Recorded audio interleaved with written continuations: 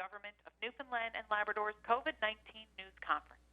I'm Leslie Clark with the Department of Health and Community Services, and I'm the moderator for today's question and answer session.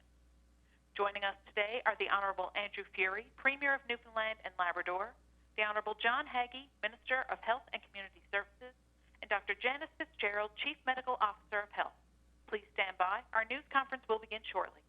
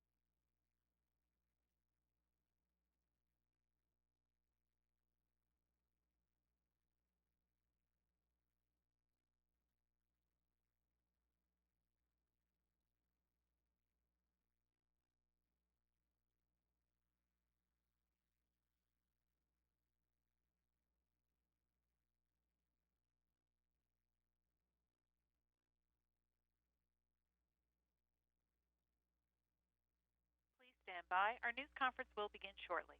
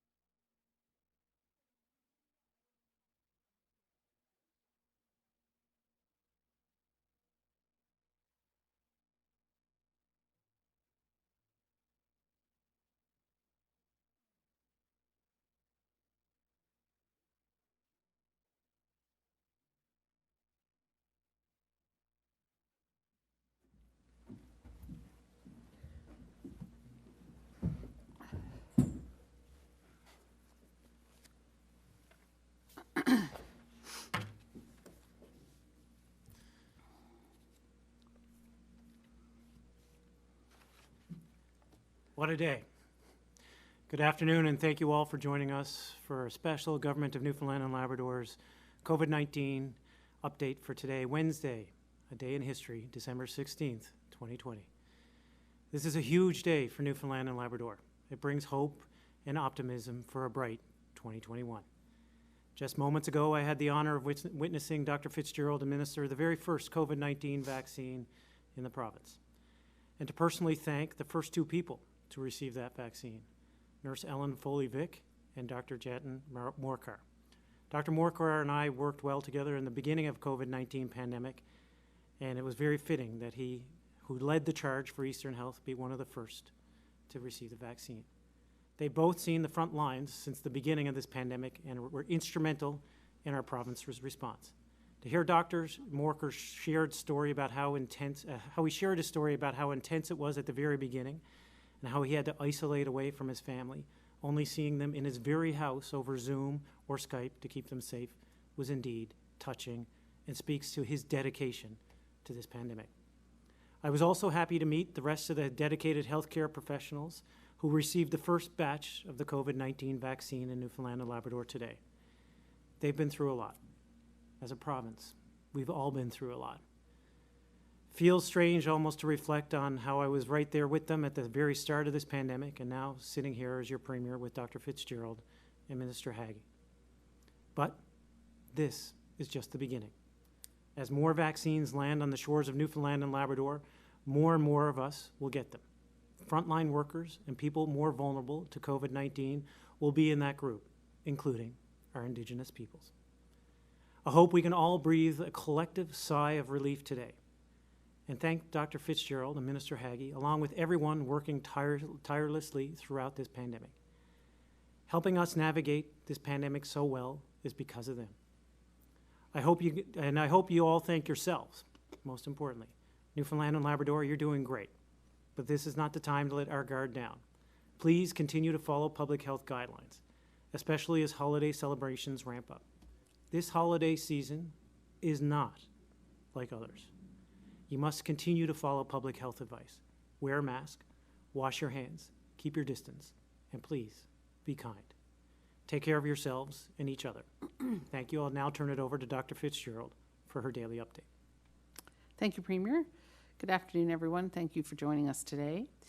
Since the media advisory yesterday, we have 5 new cases of COVID-19 in our province.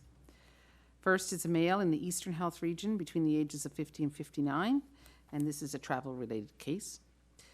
There's also a male and female in the Eastern Health region between the ages of 20 and 39, and these are travel-related cases as well. The fourth is a male in the Central region between 20 and 39, and that is a travel-related case. And the fifth is a male in the Eastern Health region under 19 years of age, and this is a travel-related case. There have been 2 recoveries since yesterday, leaving 23 active cases in the province. As a reminder, people who have recovered from COVID are considered free of the virus and are able to return to regular activities. There should be no fear of interacting with these individuals, as they cannot spread the virus. So please be kind. The total number of cases in our province is 364, and in total we have tested 68,325 people. I would like to begin today with details on our plan for the distribution of the COVID-19 vaccine.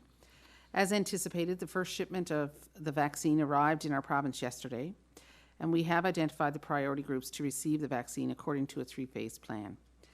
We are aligning our vaccination plan with the recommendations of the National Advisory Committee on Immunization. This is an external advisory body of experts that provide advice to the Public Health Agency of Canada on immunization. As I indicated last week, there are restrictions around the distribution of the first allotment of the Pfizer vaccine, which was approved by Health Canada. It is a frozen vaccine and must be transported and stored at temperatures of -70 degrees Celsius. This vaccine will thaw 30 minutes at room temperature and 3 hours in a fridge, after which it has a limited shelf life, so it is essential to maintain these low temperatures. At this point, the vaccine is not transportable, and the manufacturer requires us to administer the initial immunizations at the central distribution site. This site must have an ultra-low temperature freezer, and therefore the first shipment of vaccine was sent to Eastern Health. Given the need for mobility, we have determined that healthcare workers in the highest risk settings and essential to the COVID-19 response will be the first recipients of this shipment of vaccine. It is important to prioritize healthcare workers in order to maintain workforce stability, preserve healthcare capacity, and limit the spread of COVID-19 infection in healthcare facilities. To that end, we will be immunizing staff in the following settings: COVID-19 testing and assessment clinics, emergency departments, labor and delivery, those involved in COVID-19 immunization programs, and those who work in COVID-19 units and critical care units. These are the healthcare professionals most likely to come into contact with COVID-19 and transmit to high-risk individuals, or are essential to maintaining the provincial COVID-19 response. Other healthcare workers will be prioritized as more vaccine supply becomes available. Regional health authorities will coordinate the movement of priority healthcare staff to the central distribution site. And additional ultra-low freezers will soon be arriving and placed in each of the other 3 health authorities, and administration sites are planned for Gander, Corner Brook, Labrador City Walwish, and Happy Valley Goose Bay. Once we have a vaccine that can be more easily transported, we can begin to vaccinate other key priority groups for phase 1. And these would be those in congregate living settings for seniors, such as long-term care homes and personal care homes, and that would include staff and residents. Those adults with advanced age, and those living in remote and isolated Indigenous communities. Our goal for the first quarter of 2021 is to vaccinate those who are most vulnerable to the severe effects of COVID-19, those who are at risk for contracting the virus through work in the health system, and those who can transmit the virus to those at risk for severe disease. Phase 2 will commence once new information on the mobility of the Pfizer product is available, or once the Moderna vaccine becomes available. We will then be able to vaccinate those in priority groups who are not able to travel to receive the vaccine. And phase 2 may actually be a very short phase. Phase 3, the transition to phase 3 will be based on further vaccine availability and will involve the administration of vaccine to other priority groups and the general population. It is anticipated that we will have enough supply to vaccinate everyone who wishes to be vaccinated by the fall of 2021. As you can tell from this information, patience will be critical. We all need to have reasonable expectations around timelines for the vaccination process. The COVID pandemic has been constantly and rapidly evolving. That could very well be the case as we roll out the COVID vaccine. We will be ready to adapt our plans if and when the circumstances change. As a recap, for those who may have just joined, we have 5 new cases since yesterday's media advisory. The total number of cases in the province is 364. This is the beginning of the end for us. We are halfway there and should be very hopeful. There is still much work to be done, and COVID still moves among us, so we need to continue with our public health measures for the foreseeable future. We have come so far and done so well, and the end is in sight. So we need to hang in there for a little bit longer. So take care, be kind, and hold fast. Thank you. Well, thank you, Dr. Fitzgerald. Minister Haggie, do you have some remarks? Yeah, thank you very much, Premier. I don't have many. I think today has been a landmark, exciting day. It was a real boost to see the look on people's faces in the vaccination area in Eastern Health when we went there earlier on. It's day 284 and it's finally vaccine day. I think I would echo Dr. Fitzgerald's comments, though, that this will be a process as we get our apportionment of the vaccine. That will come in stages over the course of the first and second quarter of next year. And until a significant proportion of the population actually have the vaccine and have developed immunity, we are going to have to do what we've done so well at thus far, which is to rely on public health measures. Social distancing, wearing of masks, hand sanitizers, and good cough and sneeze etiquette. Following Dr. Fitzgerald's guidelines and the special measures orders has served us well and will have to serve us well until such time as we can get that proportion that we need to of the population vaccinated. For comparison, this year, so far we have either booked or delivered flu vaccine to 52% of the population, a significant increase over previous years, but not as good yet as we would like that to be, and certainly not as good even as we managed during the H1N1 period. These are a test run, the flu vaccines, for how we will distribute the COVID vaccine, particularly when we get more flexibility around moving the vaccine from its delivery point. Those mechanisms are there, they're tried, true, and have worked. And again, I would echo what Dr. Fitzgerald says. The beginning of the end is here. We're not there yet, and the marathon, unfortunately, will continue for a bit longer. So hold the line and hold fast. Thank you very much, Premier. Thank you, Minister. We'll certainly now open it up to questions from the media. Thank you, Premier. For the benefit of our speakers, there are 6 reporters registered for today's call. The first round of the question and answer session will give each reporter the opportunity to ask 1 question and 1 follow-up. Following this, there will be a final round where each reporter will have the opportunity to ask 1 final question. Our first questions are from Peter Cowan with CBC. Please go ahead. All 3 of you are on the front lines of this pandemic. When do you expect that you'll be receiving a vaccine? Well, we're actually not on the front lines right now in the true sense of the word. I was, but not right now. And so we'll receive the vaccines when our demographics and groups are prioritized accordingly. In other provinces, they're expanding where the Pfizer vaccine is distributed next week. There's going to be, I believe, 70 sites across the province, or across the country, rather. In Newfoundland and Labrador, because we only have the freezers in St. John's, we're only able to receive them here.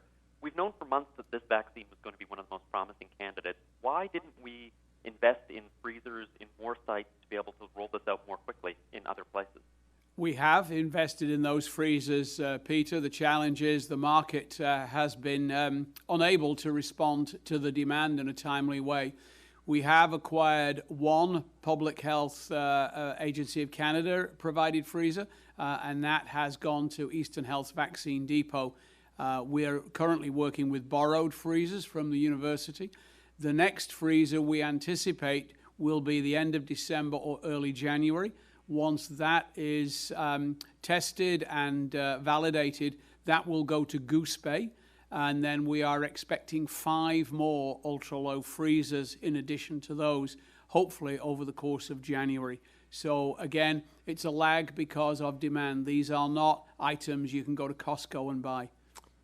Peter, I think it's also worth kind of remembering that this is ahead of schedule.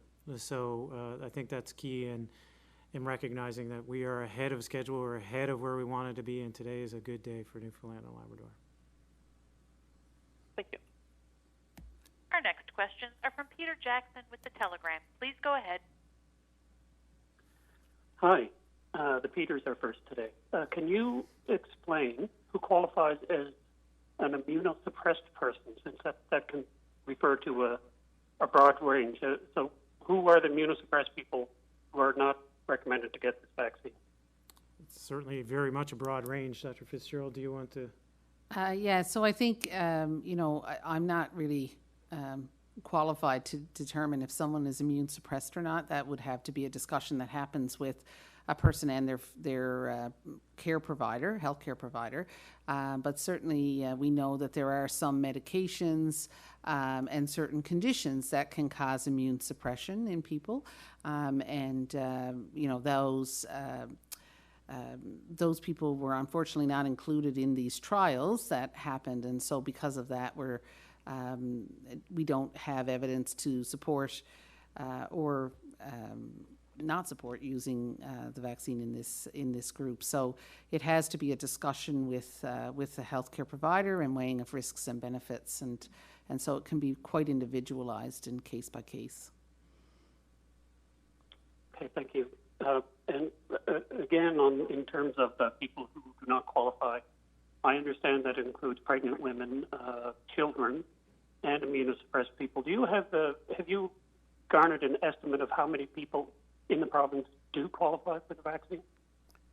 No, I don't have that number to hand, but it's certainly something that we'll be determining as time goes on. Our discussions with health ministers meeting, we have aimed for vaccine supply for 75% of the population as a minimum, just as a global number, with an addition of 5% for potential wastage. So we would anticipate by the time that the vaccine has been completely distributed for the first run round the province, we would have sufficient to vaccinate that proportion of our 519-odd thousand people. Thank you.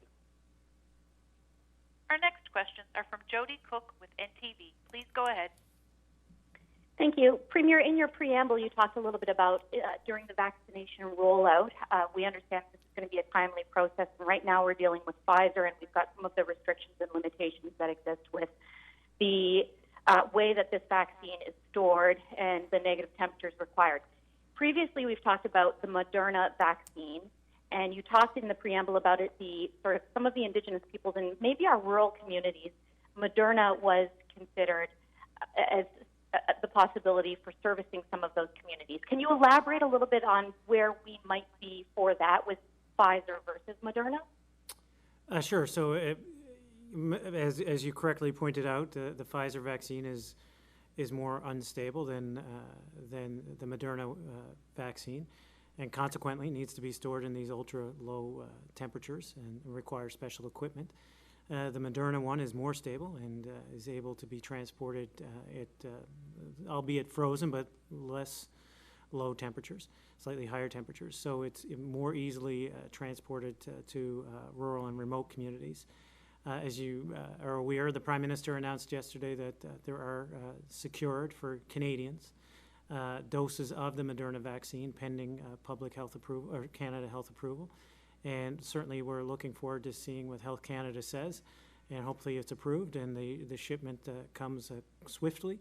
And it's certainly something that the vaccine team is considering with respect to our rural and remote communities, including our Indigenous communities on the coast of Labrador. In the early stages of this, we were introduced to the alert level system, and I think it was the 30th of April when this system was put in place. At that time, there was the discussion that when the vaccine becomes available, we would move to alert level 1. It appears now like that this is not going to be an immediate change, that we would be moving into level 1. At this stage where we see today an historic day, would we move into alert level 1 at any point soon? Would it need to wait until we have a significant rollout on the vaccination process, or would we skip it altogether and not go into alert level 1 at all? Well, certainly this is a time of transition, but Dr. Fitzgerald, do you have any particular comment on the levels? Yeah, so alert level 1 is not just solely determined by whether or not we have a vaccine. It has to do with a few other things. So, if COVID spread throughout the world, had somehow come under control even without a vaccine, or in the rest of the country had come under control without a vaccine, then that could allow us to enter alert level 1. It would depend on a few more things than just the vaccine. Clearly, with the way that things are going right now elsewhere, despite our own favorable epidemiology, even the vaccine at this point, with only a small portion of the population going to be vaccinated by the end of the first quarter of 2021, we wouldn't really see us being able to lift any of the measures or many of the measures that we have in place at this point. But Jody, they're still modeling this nationally, even to try to figure out the impact of the vaccine and the different epidemiology with respect to how you model that in terms of probabilities and the impact it has on populations. So these are questions that everybody is currently tackling and answering across the country. Thank you. Our next questions are from Richard Duggan with VOCM. Please go ahead. Thank you. As we move through these phases for the vaccine rollout, how and when will people be notified that they are eligible to receive the vaccine? And I guess how much of a window will people receive? How much of a window of time will people receive before they're told that they can get it? Hegg? Or- So I think at this point, we know that clear communication has to be part of that, and that will be, communicated to people both through this venue, through other venues, and then we'll have the regional health authorities working with us as well, and our Indigenous partners working with us to really help to get that message out there as to when people are able to get the vaccine, at what stage we're doing what priority groups.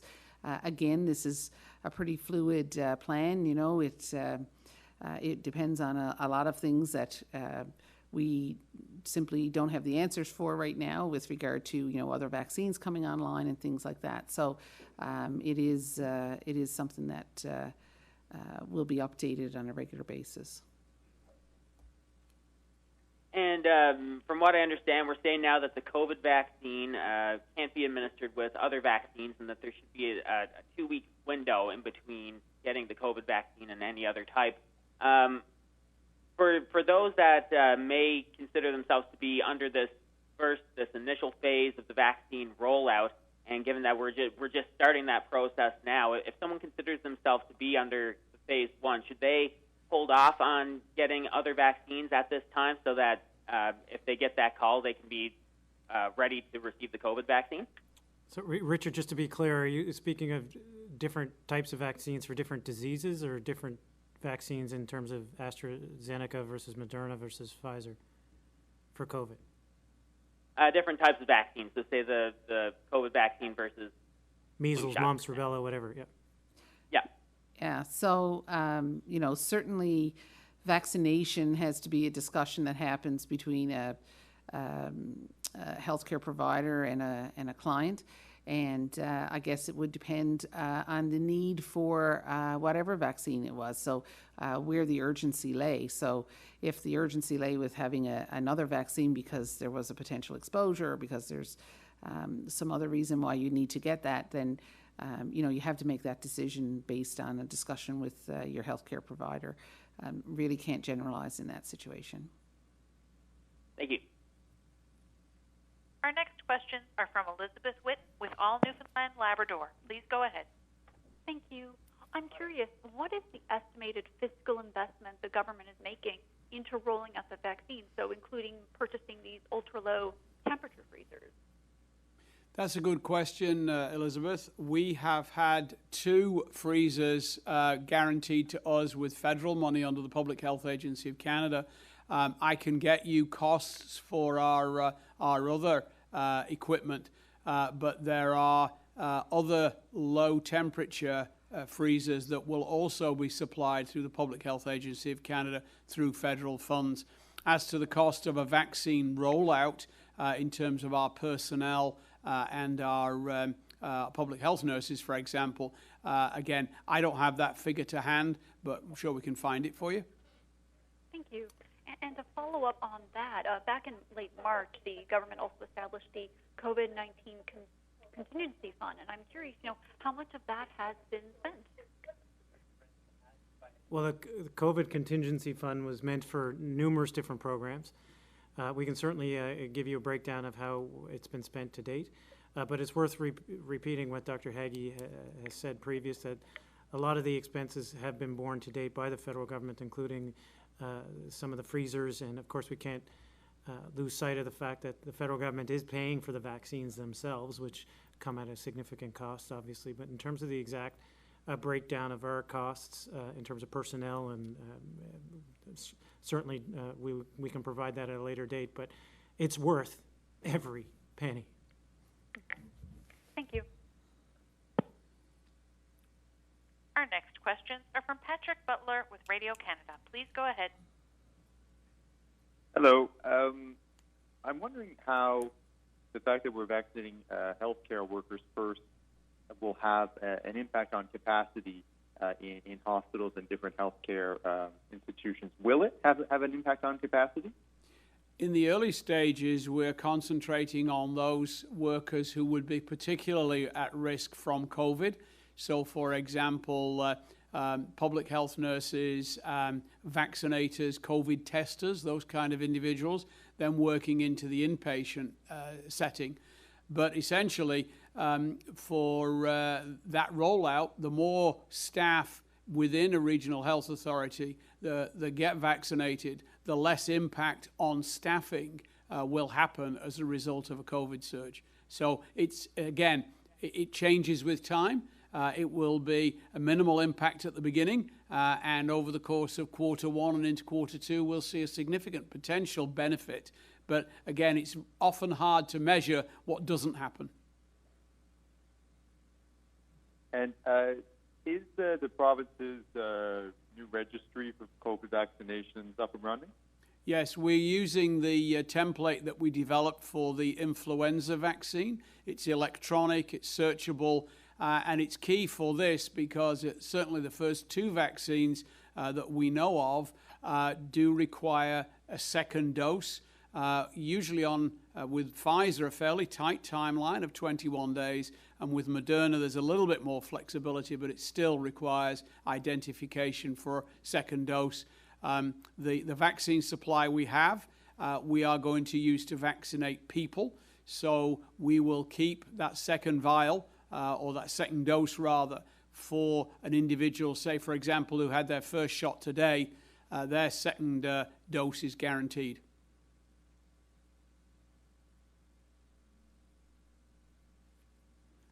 I will now go back through each reporter to see if you have one final question. Peter Cowan with CBC, do you have a final question? Yes. Vaccine passports. Other provinces like Ontario have announced that they're going to use them. We don't know what privileges that might entail yet, but will Newfoundland and Labrador be issuing something to people as they get their vaccine that in the future might be used to, for example, skip quarantine or allow them into larger settings as we get more vaccinations? Well, it's certainly something that we're still considering, but people do get proof of vaccinations. So, just as our children get measles, mumps, rubella, there's proof of vaccines. There's proof of vaccinations given to individuals and patients as they get vaccinated. In terms of a distinct passport, that's still something that the vaccine team is considering. Thank you. Peter Jackson with the Telegram, do you have a final question? I do. Is there a problem if a frontline healthcare worker decides they don't want the COVID-19 vaccine? We've not got a policy of mandatory vaccination. We have never had that. I know other jurisdictions have toyed with that in the past. Particularly, I think British Columbia tried that with the flu vaccine for frontline healthcare workers, and I think it failed a court challenge. I think, obviously, in terms of risk to that individual, that would be an operational or a management decision to be made at the front lines in conjunction with discussions with staff as to whether or not everyone felt safe with that situation, as well as the individual concerned who would be perhaps a greater risk than they might need to be. Thank you. Jody Cook with NTV, do you have a final question? Yes, thank you. With Christmas being just over a week away, many people very excited about that, but with 5 new cases today, I can't remember when the last time was that we had 5 new cases. It's a bit of a jump. They're all travel related. So there is, I guess, the question now about exemptions. And are you fielding a significant amount more at this time over the last 10 days, just outside of Christmas, and what those numbers have looked like? Could you answer that today, or is that something you might have to get back to us on? So I can't speak to the actual number of exemptions. I guess we would have to get back to you on that. But, it's not unusual that you'll see a small jump in cases. I think, what we have to remember is that our numbers are small, so if you have more than one, it seems like a lot. But this is, none of these cases are concerning in the sense of onward transmission. People are isolating. People are following the rules. So these travel-related cases, the whole point is to find them, be able to isolate them, and make sure they're being cared for properly. So, there's no more concern because there's 5 today, as we're not seeing that onward spread. Thank you. Richard Duggan with VOCM, do you have a final question? Yes, so we saw our first 2 vaccinations today. How many more vaccinations are expected to administer over the next couple of weeks? Well, we know we've got 2 trays. That equates to 975 individuals who will be vaccinated. So that's our target for this delivery. We expect a second delivery of a similar size next week. So that'll be another 975 people. And then after that, the schedule is a little less clear. And certainly the criteria around mobility would be up for discussion. Thank you. Elizabeth Whitten with All Newfoundland Labrador, do you have a final question?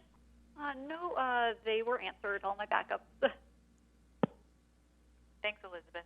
Patrick Butler with Radio Canada, do you have a final question? Yes. The 5th confirmed case today is a male under 20 years of age. Is this a school-age children? Is there a school-age child, sorry?